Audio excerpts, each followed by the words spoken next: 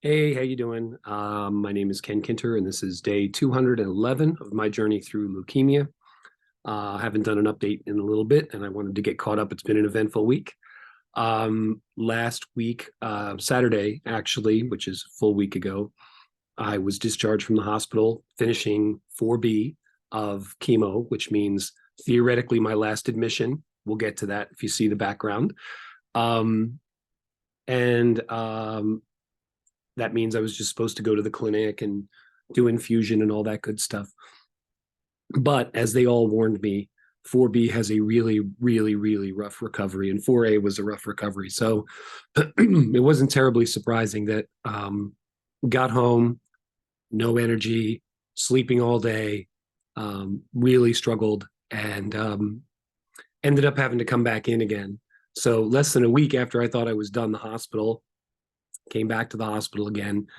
This was more precautionary. It wasn't critical. There was some concerns about me being dehydrated or having an infection or having sepsis. And the reality is that after 4B, my defenses are completely down. So I have nothing to fight with. So the decision was made. Both the doctor and the nurse practitioner said, you know what, you got to come into the ER, get checked out.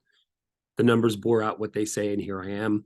I'll probably only be here for a couple of days. They didn't find any evidence of any major infection or sepsis or anything like that. And I already feel a lot better. The energy has picked up quite a bit. So that is a good thing. So I think whatever this was, I either got through it or I've also got a lot of antibiotics on board, IV antibiotics. So if there was something here, I think they squished it.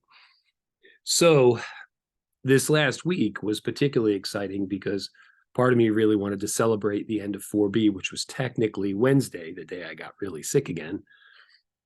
I came to the clinic and needed to be transfused, got platelets, got blood, had my last lumbar puncture, and well, not my last, but the last of the infusion series. It's probably my 15th, and I'm not going to talk anymore about that process. And so went home, slept for 12 hours, and just felt like garbage. And the more I slept, the more garbage I felt. So that's not going to work. There's just no margin for error when you're, I was neutropenic, which means that you basically have no defenses. Your white blood cells and your ANCs are really low, and you just can't fight off anything. And there's tons of stuff going around out there. COVID is still alive and well out here. RSV is out here, which many people say is worse than COVID as far as symptoms and all that stuff. Wednesday was also supposed to be the day I went to see Geddy Lee with some friends of mine on part of his book tour. And one of the hardest parts of this was letting that go. The hardest part of it was like, okay, I can't, I wanted to go see one of my heroes, but my bottom line is that my friends got to go, they got to see him. I am going to read that book. And I needed to do what I needed to do for my health. And regardless of what happened with Geddy, the big news is that I survived. Despite some challenges, I survived 4B. I got through 8 admissions. I don't know how many chemo treatments. I don't know. I think 15 spinal procedures. I don't know. There's part of me that would be too depressed to count them all up. And then there's part of me that almost wants to wear them like a badge of honor, like, like I'm some sort of flabby altruistic Terminator. I can't be killed, but I don't do like bad things. I don't go back in time and kill people. And I was able to go back and do some of the things that I really enjoy doing. I'm still teaching class. I'm still seeing clients. In fact, some of my clients are making great gains, and I'm really happy about that. I'm writing an article that I will share with you guys regarding. It's called "Cancer is a Spiritual Teacher." It's in a very early stage yet, but I'll share that with you when that goes. And that's really what's going on. Just high, low, high, low, high, low, and high lows when you have no energy are tougher to deal with.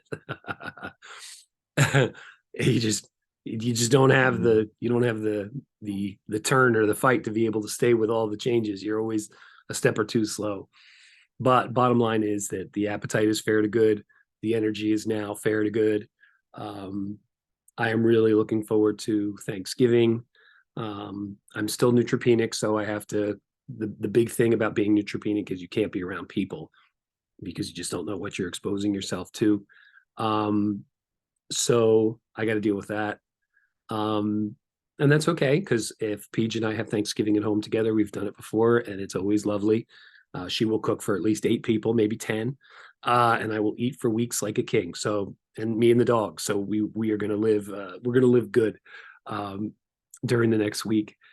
Oh, and look at the bright side. I'm down 25 pounds. So if I eat too much at Thanksgiving, am I going to be upset about that? Um, really looking forward to being out of here, despite how wonderful they all are here at Temple Fox Chase. They were wonderful. Um, but looking forward to being out, looking forward to be back in the world, doing the things that I enjoy doing and actually enjoy doing them more now that I've had this perspective on them. So I will try to do an update again in a couple of days. I wanted to do one specifically.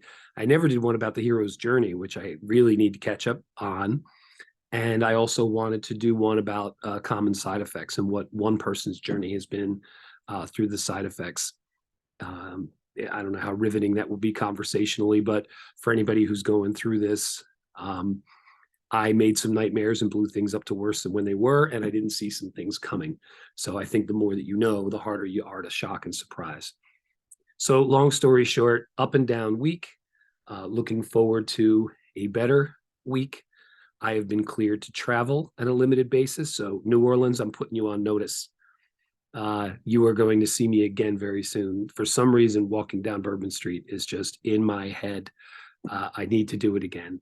Um, Not that one more time would be enough, but it's on the list and I can get to it by train because I can't fly yet. So anyway, the next ones up will be I'll do something on the side effects and I'll do something on the hero's journey because I got to update that one now because it's moved along quite a bit since then. But enjoying everything. And again, I can't thank everybody enough. Without the thoughts, without the prayers, without the texts, without the calls, without the visits, without all of the help, none of this, none of this. We're not having this. This video isn't made. I'm not here. I mean, it's as simple as that. I give the people in the world as much credit as I give the staff here for the fact that I'm still around. And I mean that. I absolutely mean that. It's changed my perspective on a lot of things. So anyway, that's basically the short version of the story. I hope this finds you well. Hope this finds you healthy and happy. And I hope that my story and my experience fires up maybe just a little bit more gratitude and thankfulness for you this Thanksgiving. It's always supposed to be a time where we think about what we have and what we're grateful for and all that kind of stuff. And being in a hospital and this whole experience will throw that into sharp relief for you. So anyway, again, all the best, and I will be talking to you soon. Take care and happy Turkey Day if I don't catch you before then.